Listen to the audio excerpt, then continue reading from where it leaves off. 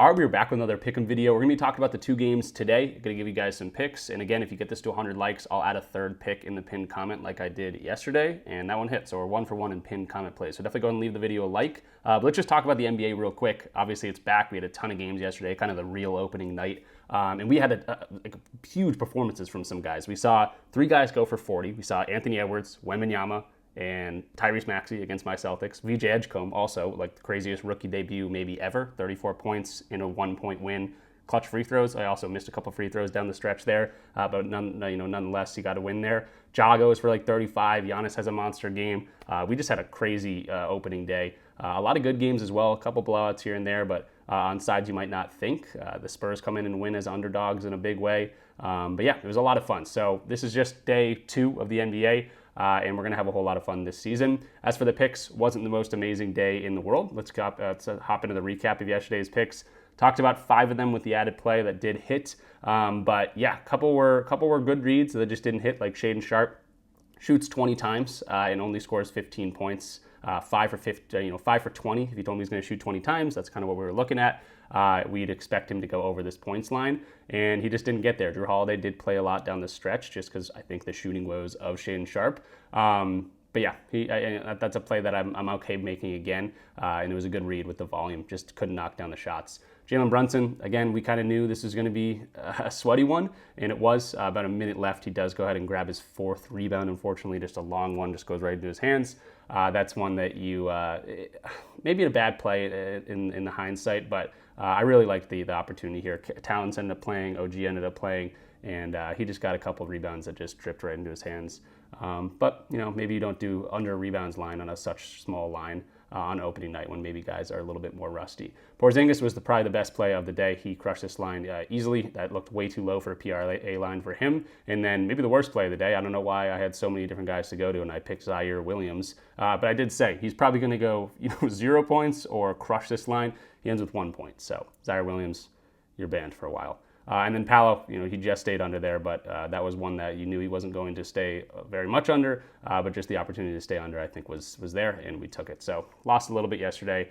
We won a little bit yesterday or the day before, so we're sitting, right around 500. But beginning of the year, we're getting into things, and as we get stats for the entire year, this year, not looking at stats from last year, I think the wins will start piling up a little bit more. So also, I want to temper expectations here. We're going for, essentially 50-50 plays here. A winning year would be, if we're getting into the 55%, that's an awesome year. 56%, 57%, that's incredibly awesome. We're not going to be here, I'm not going to say we're going to win every single time. If you think I'm going to be giving out plays and winning 75, 90% of the time, it's just not going to happen. So we're realistic over here. I show all my wins, all my losses, and hopefully we have a good day today. So that sounds good. Let's get into it. So jumping into Props Madness like we always do, this is the research tool that I use to make a lot of my plays in the NBA. It's really, really fun to use. One of the cheapest things in the industry for sure. You can definitely check it out. You get 25% off your first month. Use my link in the description down below. It gives you so much data. Again, it's just really fun to use. I think if you're an NBA fan, you like making your own plays.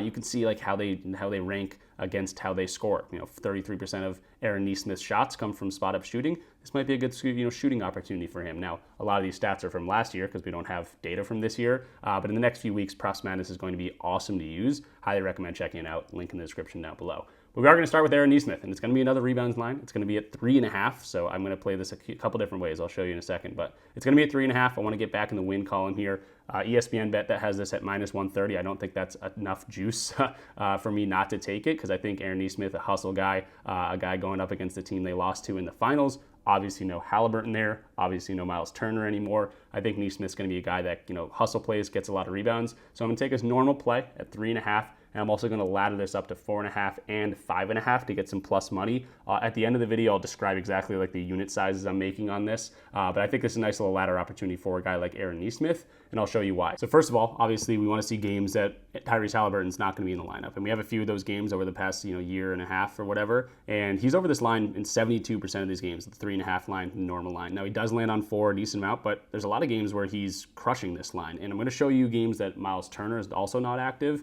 And we're going to just add, potential for him to grab a whole bunch of rebounds. This is the one game that Halliburton and Miles Turner wasn't active. This was back in January. He had 10 rebound opportunities, grabbed 7 of them. So that's a good indicator here. Again, that's just one game. Here's the games without Miles Turner, which I think is a bigger upside for him to grab some rebounds. And you might see, okay, there's a few games that he's not getting a whole lot of opportunities here. He played 17 minutes in this game against the Raptors. He played 13 minutes in this game against the Knicks. And he played 21 minutes in this game against the Wizards. So I expect a whole lot more minutes from him, especially considering the injuries we've talked about.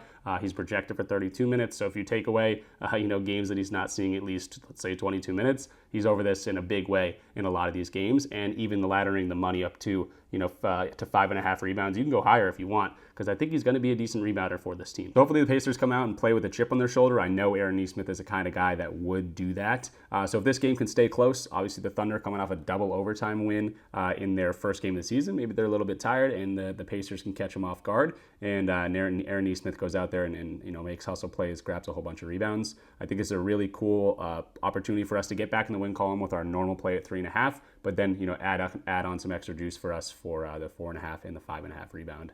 A little bit of a ladder here. So not something I typically do, but I thought it was a good opportunity with this one. And before we move on from the Pacers, I do want to mention Bennedict Mathurin because I've been looking at him at 18.5 points. This is minus 111 right now on the over on DraftKings right now. And again, definitely something I wanted to look at. It doesn't look like a great matchup. Obviously, his main scoring is inside. They're a good defensive team, the Thunder are. His main scoring is transition. They are ranked number 1 last year. But I think without Halliburton, he's going to score in a lot different ways. Obviously, with Halliburton in the lineup, with Miles Turner in the lineup, he's going to play a little bit differently. And remember when Mathurin was a rookie, he was a flamethrower when he first came into the league. Kind of took a back seat after an injury, but we've seen him score when he gets the opportunities. And again, going back to the projected minutes in this game, he's projected for 32 minutes, right up there with Aaron Nesmith. He's going to be starting, and he's probably one of the best pure scorers on this team for sure. Maybe Siakam, but Bennedict Mathurin is going to be right there. Games without Halliburton last year, we can see he's over this in 6 to 7 games. So I didn't actually even check this yet, but I love to see that. The game he missed,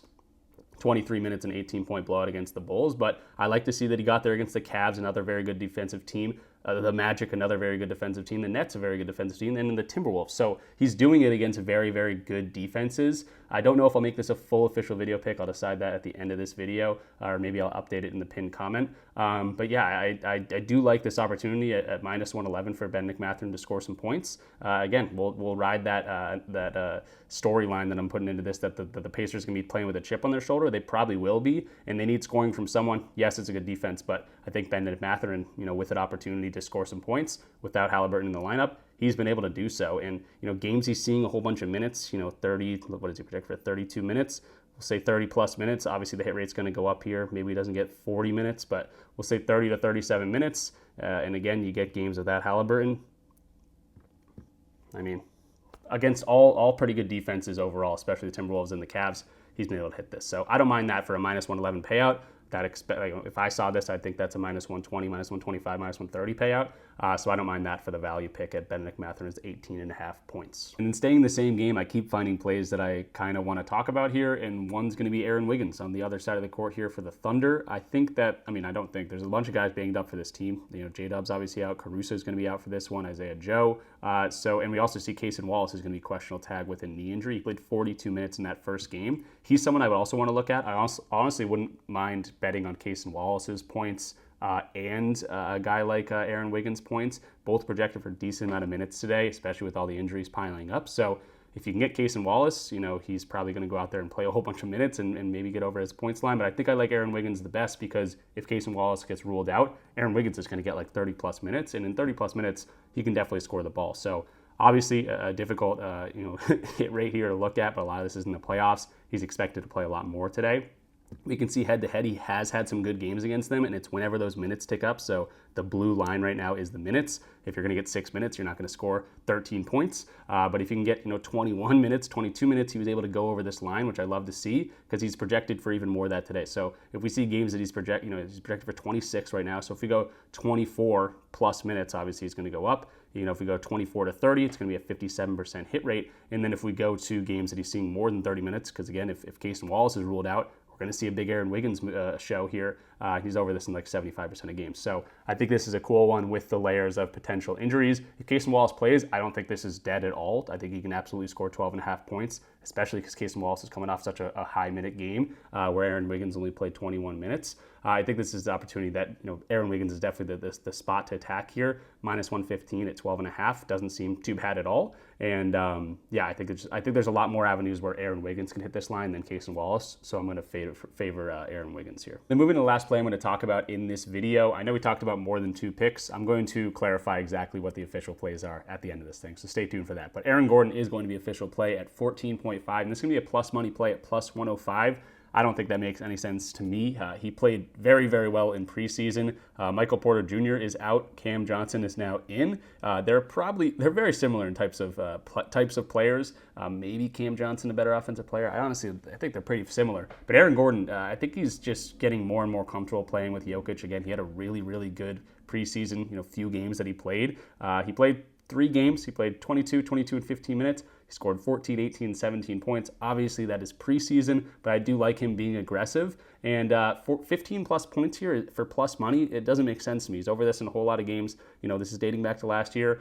He played these guys, 3 times. He had a 38-point performance in 2 15-point performances. So again, plus money for getting the game that he got over this line in 3 of the 3 matchups last year. Even dating back to 2023, 2024, obviously can't take too much into account, but he was over in 3 of those 3 or 4 games there. So I think he's just getting more and more comfortable with this team. When I saw plus money for this line, I was like, I have to jump on this, especially considering how good he looked in preseason. Him and Jokic have a really good connection. Again, looking at the stats, this is not a very good matchup for him. This is dating back to last year. The Warriors are going to look a little bit different with the reconstruction they had a little bit here. So Aaron Gordon, 14.5 points. There's not much data I can show you other than the fact that he's looked really, really good. Him and Jokic have a great connection, and I think 15 plus points for plus money for a guy like Aaron Gordon seems pretty good to me. So I was only supposed to talk about 2 plays. I ended up giving you guys 4 plays plus like a ladder challenge with Aaron Nesmith, and I'll go ahead and clarify the units and everything on those right now. So this was Aaron Nesmith. I can make this a little bit bigger for you guys to see. Here's Aaron Nesmith's rebounds. The normal line's 3.5 minus 130. We're taking 0.75 units on that. Then we're going to take the ladder over 4.5 at plus 135. That's going to be a quarter unit there. Then we got 0.1 units on the over 5.5 and the over 7.5, which is plus 900. So, that's what I'm liking for Aaron Nesmith. Ben McMatherin, these are all overs today. Ben McMatherin over 18.5 points, minus 111. That's going to be unit. Aaron Wiggins over 12.5 points, minus 115. That's going to be unit. And another Aaron Gordon over 14.5 points for plus money. That's also going to be a unit. So we end up giving a whole lot of plays out today in this one, and 2 Aarons and a lot of overs. So that sounds, hopefully like a good recipe. Again, maybe don't go too crazy. Maybe do half units if you want to. It is only 2 games. It is still very early on. This is the first Nuggets game we're seeing of the season, first Pacers game we're seeing of the season. So, play lightly if you want to, but I'm someone that has done this for a long time, and I'm pretty confident in my ability to throw 1 unit plays. It's not like I'm throwing millions of dollars on these guys. I throw my own money on all my single plays, every single one I give out. So I'm right there with you guys on the losing days, on the winning days. I obviously am going to put my money where my mouth is if I'm going to upload these videos. And the best part about this is it's for you viewers. It's free for you guys to watch this if you enjoy it. Maybe you don't have to take every single bet I place. Maybe if you like the Nesmith idea and you hate the Ben McMatherin idea, go with the Nesmith play. It's all up to you guys. At the end of the day, I'm just here to point out the plays that I like and what I see, and it's ultimately up to you what you guys end up doing. So that's going to do it for me. If you guys enjoyed the video, definitely go ahead and leave it a like. If it gets to 100 likes, I'll try to find another play, even though I end up giving out 4.5 plays in this one on a 2-game slate. But I'll go ahead and add another play like I did yesterday if you get to 100 likes. I appreciate that. We crushed that goal yesterday. So if we can do that again, this video is uploading much later in the day, so I apologize about that. Comment something down below. It tells YouTube to push this video out a little bit more. Check out my Discord community. I'm still giving away a free month of my Discord to anyone that clicks that link down below. That's only going to be another week, probably even less than a week going on there, so definitely check that out. And we also have football today. We have Thursday Night Football, so maybe that's the idea to do. If we get 100 likes, I'll add a Thursday Night Football play in the pinned comment rather than trying to spread ourselves too thin on the 2 NBA games we got going on. So it's going to do it for me. If you're interested in anything you saw in this video, check out the links in the description down below. I typically have a discount code or something like that if you want to sign up for PrizePicks, Underdog, Dabble, Betr, all those different types of platforms. I am partnered up with them. Whenever you use my code, it does support the channel, and it gets a kickback my way, and I give it to you guys back with a free month of my Discord. So check out all the links in the description down below. Props Madness was the tool I was using. They're awesome. 25% off your first month if you want to check them out. So I said so about 500 times. But I'm going to get out of here. Thanks for watching. I'll see you guys tomorrow.